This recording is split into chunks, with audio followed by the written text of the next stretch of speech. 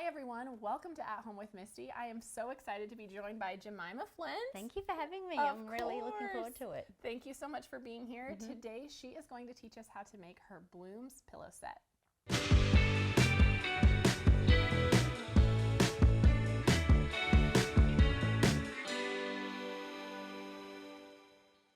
Jemima, thank you so much for being here Thank today. you for having me. I'm so glad it worked out, and you were kind enough to share your Blooms pillow pattern with us, and you're going to teach us how to make this adorable pillow today. That's right. I'm really excited to share how we go through and make the applique, and this is one of the pillows out of the set. Okay. But there are two in the pattern, but this is the one that we're focusing on today. Okay, awesome. Let's do it. All right. So what do we need to make this? All right. So you're going to need your pattern. We're also going to be needing your template today. Okay. Because we're going to be also tracing onto our template paper. Okay. So this here is a fusible web, and we're using the Missouri Star brand here. Yes, so light. Yeah, which has got paper on one side, and then on the back side you've got glue as Right. well. So we've then got our supplies in our fabrics. We've got here the fabrics that we've used for the actual outside of the rectangles on the pillow. Right here. We'll show them up here Yeah. again. So these are going to be your outside colors. And then we've got these beautiful, the green and this peach colour, which make the actual blooms in the pillow. And then we've got the background fabric, and also you've got the backing fabric for the back of the Used pillow on the back as here. well. Yep. So Wonderful. then we've got our other supplies that we need. Yeah, just some basics. You're going to Yep. show us how to use this Yeah, the hot hot- hemming tool, Yeah, which if you I'm haven't excited. used it before, it's a really nifty little tool to have in your toolbox. Okay, Yeah. perfect. All right, let's get going. Well, the first thing that we need to do is we actually need to trace our Blooms template onto our fusible web. Okay, perfect. So what we're going to do is we're going to take off a piece here. There we go. And then what we're going to do is we're going to trace out the Bloom template onto the paper side of the fusible web. Because the other side has glue on it. Right. So you want to make sure that you're always tracing onto the paper side. So when you're working with this, one thing that I really like to use is a mechanical pencil, because it makes tracing the shape really nice and smooth. It also means that you don't have to keep sharpening your pencil as well. Right. So, and you can get into those nice sort of little points. So you're going to trace around your bloom for each of the squares in the pillow. So we've got 9 altogether. 9, yes. Yeah. So Perfect. just tracing around your shape. There we go. Okay. So what you're going to do is you're going to need to trace that out for each of the 9 that you're going to need. Okay. Make sure when you're doing that you actually just leave a bit of space between them. You don't want them to be too close together. Okay. And at this stage we don't need to cut on the line, but we're going to cut them out. All right. So if we've got some scissors, Of course. then what we're going to do is you just need to give yourself a little bit of room around the outside. You don't want to cut directly the shape of the bloom, but you want to have enough room just around the outside. Because we'll do our exact cutting with the fabric, For the next right? step, yes, Yeah. that's right. So you can set that aside. And now what we're going to do is we're going to take our blooms shapes and we're going to press them onto the fabric that we've chosen for our blooms. Perfect. All right, so once you've traced out your shape, what you're going to do is you're going to take your fabric onto your ironing surface, and then you're going to place it down onto your fabric with the glue side down. To the wrong side of the fabric. To the wrong side of the fabric, which is Perfect. really important, otherwise it's going to make a little bit of a mess. That's right. And one other thing that I think we kind of forgot is if you don't have the template, you have included this. That's right. Traceable. You can absolutely trace it out of the back of the pattern. Okay. So it's all included in there as well. Wonderful. Yeah. So once you've got your fusible web ready to go with the glue side down to the back of your fabric, we're going to use this Teflon sheet. And when you're working with any type of applique where you've got a pencil line, you'll want to use a Teflon sheet because it will keep your iron nice and clean. Ah, very smart. It also means then, of course, that in case you've got the wrong side or anything like that, that you don't end up with glue all over your iron. So these smart. are really handy to have. So what we're going to do now is just give that a press. I love that because I'll be honest, I'm always just in a hurry, and so I skip a lot of these steps. But Yeah. you're right, it really does protect from so many little That's errors it. that could happen. Yes. So once you've got that and it's cool enough for you to handle, we're now going to cut out our shape. Okay, perfect. Should I do that? Yes, please. Okay. So we will just snip off this little bit of extra to make it easier. And then I can cut out. So now we this. want to cut out on the lines. So Right before where we you- cut around the lines, and now what we're going to do is we're going to cut on the lines to get our beautiful bloom shape. Perfect. I will do my best. You're doing really well. Back to grade school. It's like that, yeah, the old primary school days. always very And it's really the fun satisfying. part too of applique, like just being able to sort of sit down. You can sometimes do that in front of the telly as well, Right. and catch up on all your shows while you're enjoying some cutting. Yeah, and getting your project ready to go. Yeah. Okay, we've got this that all looks cut great. out. There we go. Right. Cute little bloom. Yeah, so once you've cut out one, you're going to continue to repeat that Okay. for each of the green fabric blooms, and then also for the peach fabric blooms as well. So you want to make sure you've got all of your flowers and your blooms ready to go for the Prepped next and step. ready for you. That's okay. it. Yeah. And- So once you've done those, then you're going to actually start to put together your squares with the fabrics, which Okay. are going to be the red and the blue ones. Okay. So what you're going to do is you're actually going to take your background squares, and first of all we're actually going to sew to the right sides the side pieces. Okay.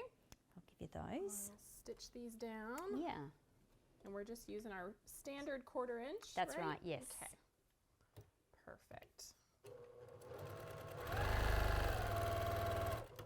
There's one. Make sure these are lined up. There we go. And down the other side. Mhm. Okay. They're great. Lovely. Now once you've done both of those, you're going to want to press those open Of so that course. you can actually then place the next pieces. Okay. So when it comes to pressing, I like to press them with the seam closed first. Kind of set the seam. Set the seam. Yeah, that's right. yes. It's really so helpful in making sure that everything stays nice and straight. It's true. Once you've set that seam, then what you're going to do is press them outward. And you're going to repeat that for the other side. Beautiful. And then we're ready to sew the longer sides to each. Perfect. So just like that, right sides together. And repeat. There we go. All right.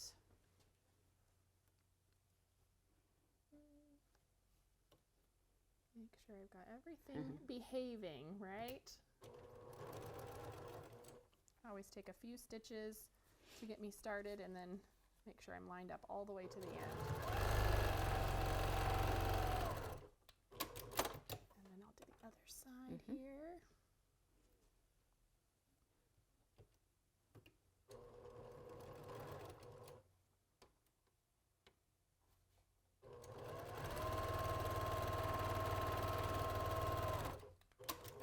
All right, there we go. Great. And again, we're going to set your seam when you're pressing, first of all.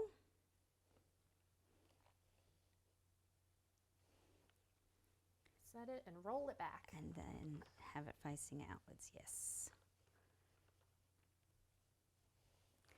Beautiful. So what you're going to do after you've done that, you're going to do that for all of your red squares Okay. and the same for all of your blue squares as well, so that you're ready to put them together for the next step. Okay, perfect. Yeah. So let's do that. All right. So here are some of the rows that we've got that are ready to go together. Okay. Now at this point with your applique, you can actually either put them down individually. Okay. So if you would prefer to work on one square to sew them, you can actually put them down, and I'll show you how to do that. Perfect. So with the fusible web, what we need to do is we actually need to take off the paper from the Right. back side of your bloom. Just carefully peel that apart, and you'll then have all your glue on this particular, on the back side of your fabric. And left behind for you. Yes. So then what you're going to do is you're going to place your glue side down onto the background fabric.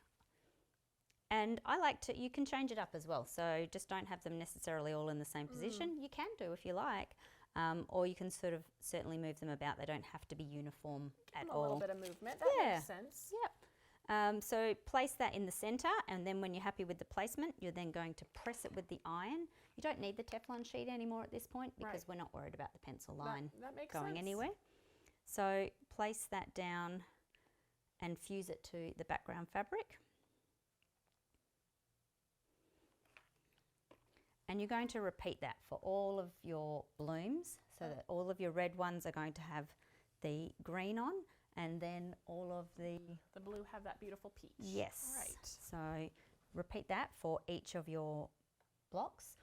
Again, you may prefer to do that when they're all together. Right. It's really up to you. I love that you called that out, because for some people it might be easier to manage That's it. one at a time, but if you wanted to do all 9, you absolutely could. Yep. That's great. All right. All right, so when it comes to stitching your blooms, there's lots of different stitches, and it can really often depend on your machine and what stitches you've got on your machine. I like to use a blanket stitch on the machine to sew them down. You can use a raw edge applique, you can do it with zigzag stitch.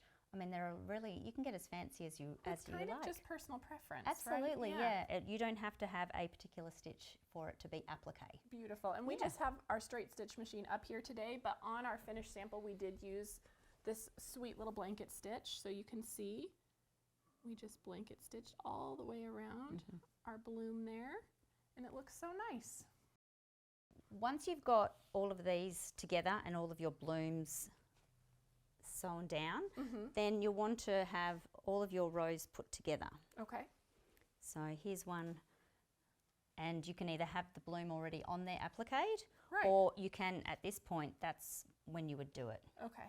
So when you're sewing your rows together, it's really easy as well if you nest your seams, because it helps to make it really easy to sew these together. And make sure they're kind of, you know, going opposite ways so they lock in place there. I love that. Yeah. Okay. So let's do that. So we'll fold these back. And just so you know, if you're not sure what nesting your seam means, let me show you here. You can see she's pressed these both towards the red blocks. And so then when we meet these here, these two little seams are going to nest together right there where we are going to join them. And that's just going to keep a nice, really crisp line once we stitch it together. And that's what we're looking for. Yeah, it makes it really easy. It's helpful. Yeah, exactly. A great place to just stop, make sure everything's lined up again. And of course you can pin if you'd like, but I'm just going to go by feel. That's the way I like to do it. Okay, so I've taken a few little anchoring stitches, and now I'm going to line these up, and you can really feel with your fingers when the seams are nested. Of course, that one wanted to flip on me. There we go.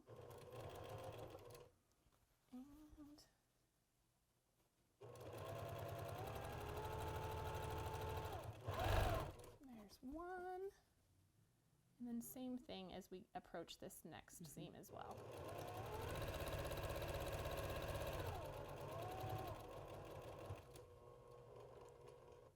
And then line up all the way to the end.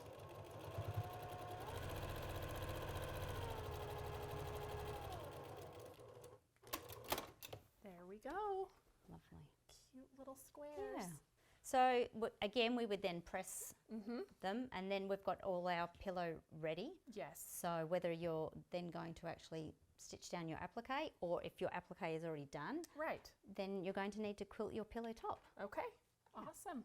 And so to do that, you would just sandwich it with some batting and some backing behind it. Of course, you're not going to see that fabric. It'll be inside the pillow, so it's a great place to use up some scrap if you've got it.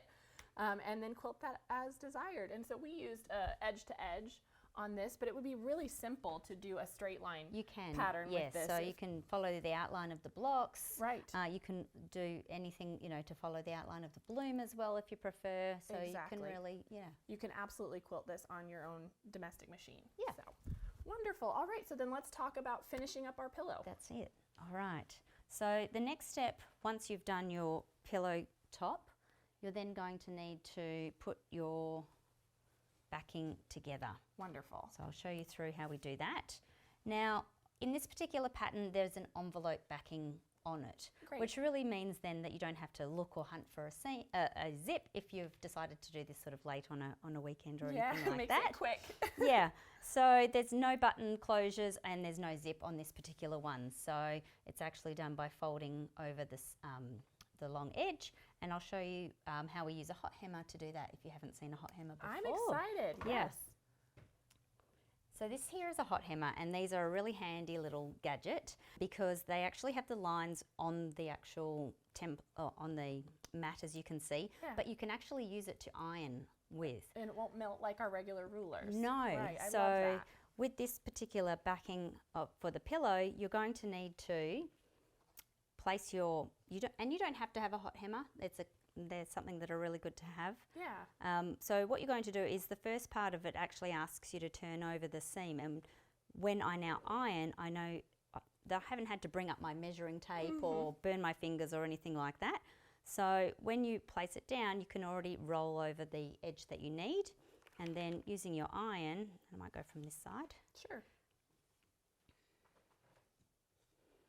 You can actually then already press that edge on the 1/2 inch It gives line. you that guide. Yeah. I'm always eyeballing. So see, this is what's so nice about having you join me is every time you get to sew with someone new, I feel like you learn so many things. Learn something different. Yeah, it's such a wonderful thing. And it just means that you're not sort of burning your fingers as you're going along. Absolutely. I'm the queen of eyeballing it, so this is great that it can be so precise and really quite simply. And then we'll just do that a second time to fold it over. So it means that you've got no raw edges or anything like that either. So again, just taking and you're going to press it over. 1 inch this time? Yes. Okay. And just up to the line.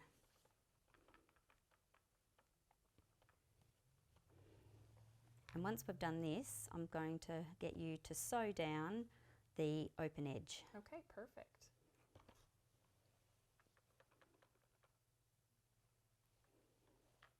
It keeps it nice and... Everything in order. Yeah.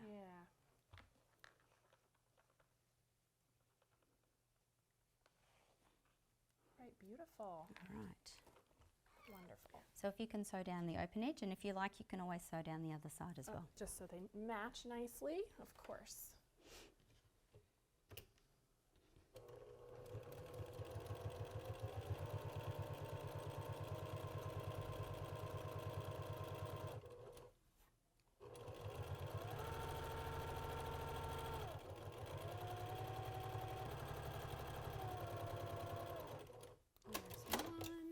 Back and add that second line of stitching. I think those little details really give you such a beautiful finish. Yes, and you can have a beautifully coloured thread on there as well, so if you wanted to add a little bit of detail, you can certainly do it by that. That's a great idea.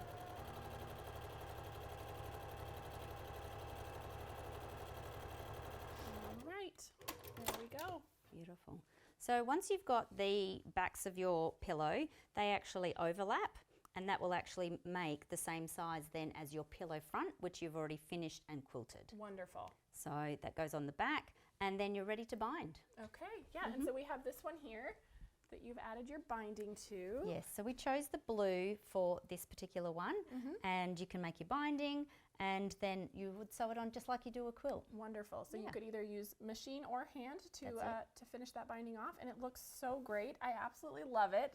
I think this turned out so cute, and it's a great quick project that you can make really in an afternoon. Yeah, you can make it, you know, for a birthday party or a baby shower or anything like that as well. So something nice and quick. Exactly, a great one you can gift quickly if you have something, you know, on the horizon. So thank you so much, Jemima, for coming and sharing this with us. And will you tell everyone where they can follow along with what you're up to? Sure, you can find me at tiedwitharibbon.com, and definitely come and follow me over on Instagram at tiedwitharibbon. Wonderful. Well, Thanks for having me. Soon, yeah, I'm looking forward to it. All right. Bye, everyone. Bye. Hey, everyone. Thank you so much for watching at home. We're so excited to be almost 1 million quilters strong here at Missouri Star. And so if you haven't already joined our family, be sure to subscribe and hit that notification bell so you can be notified of all of our future tutorials. And we'll see you soon.